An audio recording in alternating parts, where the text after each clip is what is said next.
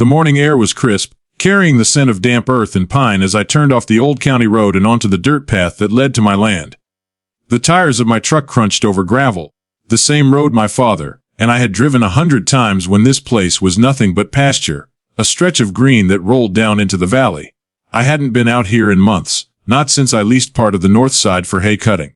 There hadn't been any reason to come. At least that's what I thought. But as I crested the small rise near the boundary fence, my heart slammed against my ribs. The landscape was unrecognizable. Where there should have been fields and oak trees, there were houses, not just one or two, but rows, whole streets lined with half-finished homes, all identical in their pale beige siding and stone facades. Concrete driveways gleamed under the morning sun. There was a smell of fresh asphalt and paint, the mechanical roar of saws, the beep of forklifts. I hit the brakes, staring in disbelief. My family's land, 60 acres of it, looked like some suburban development ripped out of the city and dropped here by mistake. A massive banner hung across two wooden posts by the entrance to Welcome to my 400s, a parody community one. I blinked, wondering if I'd somehow driven to the wrong property. But the hill, the line of trees, the creek at the edge of the field, it was all there. This was my land, and someone had built an entire subdivision on it. My fingers tightened around the steering wheel. This had to be a mistake. Maybe the county sold off part of the land by accident. Maybe there'd been a clerical error. I owned this place outright. I'd inherited it after Dad passed. The title was in my safe at home. I'd been paying the taxes every year. I pulled my truck closer to the chaos, parking just beside a pile of lumber. Construction workers glanced up briefly, then went back to their tasks. Nobody questioned me. I stepped out, boots sinking into the muddy ground, and looked around. That's when I saw her. She stood in the middle of the road, if you could call it that, with a clipboard tucked under her arm, shouting at a group of workers about paint colors. She was dressed like she was headed to a real estate seminar, pressed white blouse, oversized sunglasses, and an attitude that radiated entitlement. Her blonde bob didn't mulk toward her, my pulse quickening. "Excuse me," I called out over the hammering and drills. "Can I help you with something?"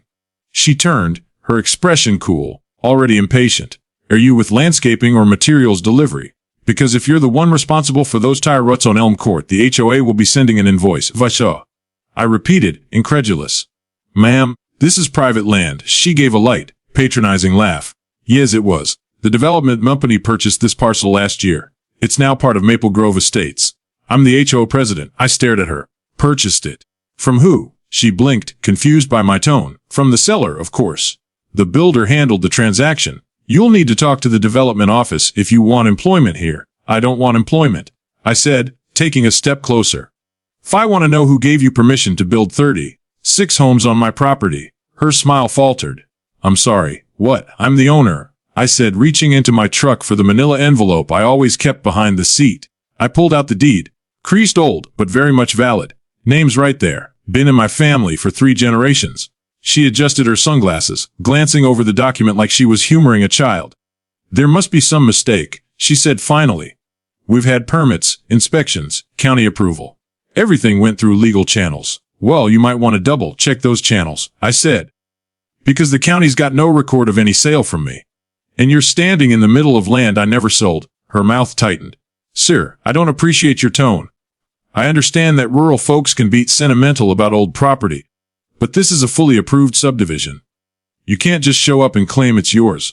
"I'm not claiming anything," I said. "I'm showing you proof." She crossed her arms, lips pursed. "I'll have to call the developer. This is way above my pay grade." "Yeah, you do that," I said.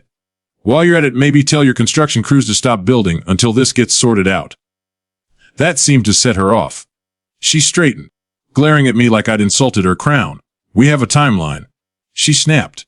"We can't just stop building. People have already bought lots here. Closings are scheduled. You can't just show up waving papers and expect everyone to halt operations, lady," I said quietly. "You've got 36 homes sitting on stolen ground. If I were you, I'd be calling your lawyer before I call the sheriff." Her nostrils flared. For the first time, I saw real panic flicker in her expression. She turned and began barking orders at someone over her shoulder.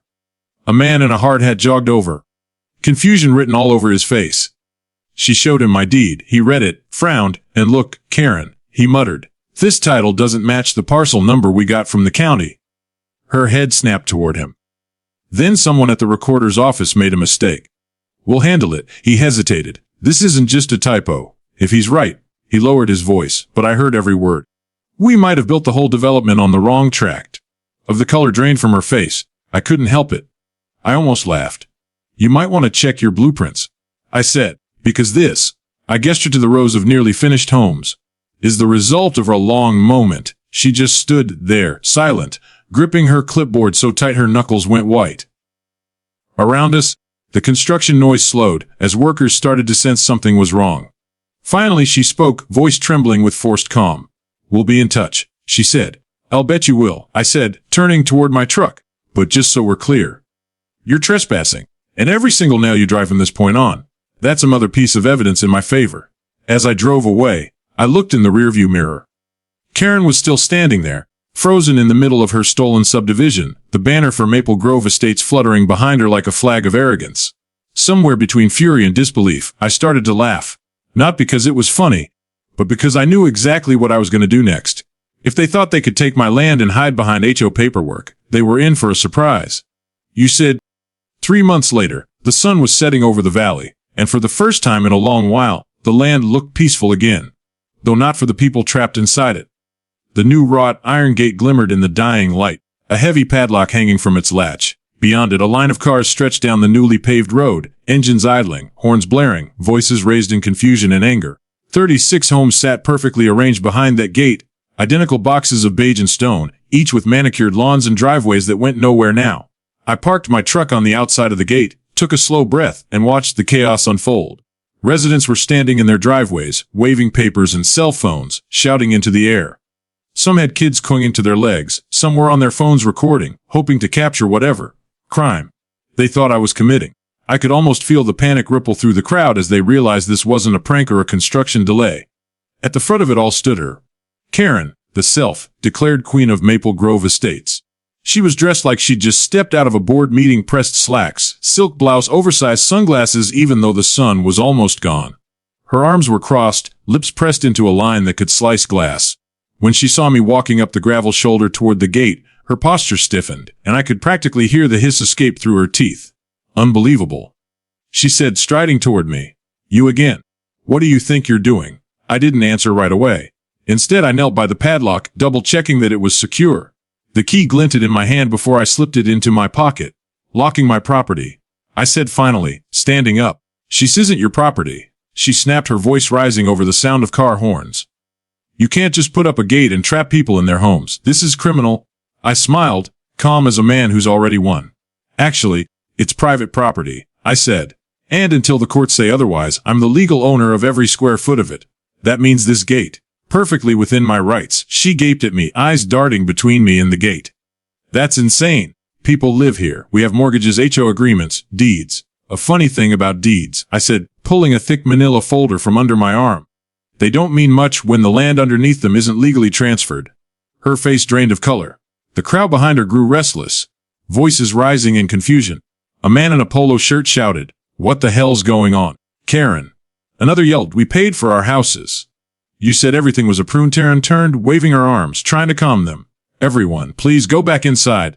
This man is trespassing and will be arrested shortly. I couldn't help but laugh. Trespassing. On my own land. I reached through the gate and handed her the folder.